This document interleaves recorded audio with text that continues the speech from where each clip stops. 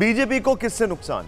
संविधान बदलने का मुद्दा नंबर 1। ये देखिए फैक्ट्स देखिए अब आप, जो चीजें उनके अगेंस्ट में चली गई, जो उनके खिलाफ में चली गई, आरक्षण छीन जाने का डर, उम्मीदवारों के प्रति नाराजगी, राजपूत वोटर्स का गुस्सा, राजपूतों को योगी ने नहीं मनाया, संशय और अविश्वास की खाई, कल्याण सिंह और वाजपेयी जैसी स्थिति 1998 वाली, समर्पित कार्यकर्ताओं का अभाव, पन्ना प्रमुख, बूथ अध्यक्ष कागजों पर रहे, बीएसपी का वोट गठबंधन को ट्रांसफर।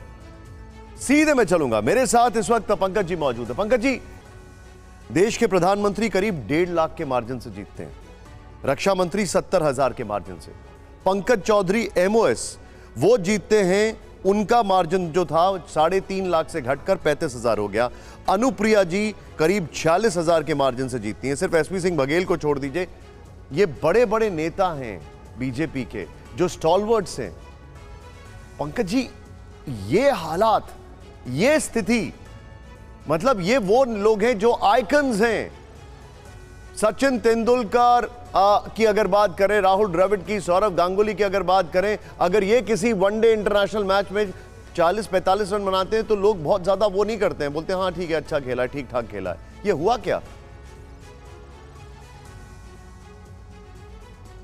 देखिए, इसको यूं समझिए, अभी जो हमारे कुछ साथी थे और बार बार ये बात जिक्र हो रहा था, बहुत सारी वजह हैं, इसको आप ऐसे समझिए कि अखिलेश यादव इस पूरे मैच के, इस चुनाव के मैन ऑफ द मैच रहे। वो क्यों?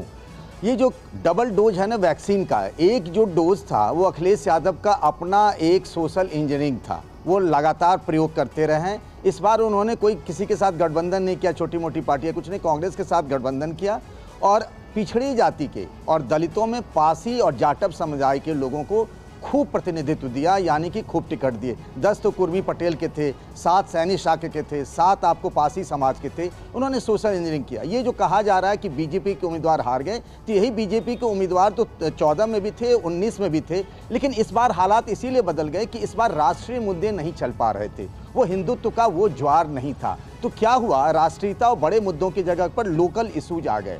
मुद्दा जो पहले पोलराइजेशन हो जाता था यूपी में, हिंदू और मुसलमान का सांप्रदायिक ध्रुवीकरण हो ही नहीं पाया। आप सोचिए कि राम मंदिर के प्राण प्रतिष्ठा को लेकर राहुल गांधी, सोनिया गांधी और अखिलेश यादव और उनके परिवार को कितनी घेरने की कोशिशें की, लेकिन उसका कोई नतीजा नहीं निकला। अब जिस अयोध्या और फैजाबाद सीट का आप जिक्र कर रहे हैं, वहाँ पिछले 2 चुनावों में भी हार जीत के वोटों का अंतर बहुत कम ही रहा था, लेकिन सामाजिक समीकरण ऐसा अखिलेश यादव ने फिट किया कि वहां पर समाजवादी पार्टी, जो एक जनरल सीट है, समाजवादी पार्टी ने वहां एक दलित नेता को टिकट दिया और वो जीत गए। तो इसको आप कहिए कि मैथ और केमिस्ट्री का और बीजेपी का जो अंतर कला है। मैं जिस लोकसभा सीट पर गया, वहां अधिकतर जो बीजेपी के नेता थे अपने ही बीजेपी के उम्मीदवार को हराने में जुटे थे। वो अमेठी से लेकर हर जगह पर मैंने देखा, फैजाबाद में ही देखा।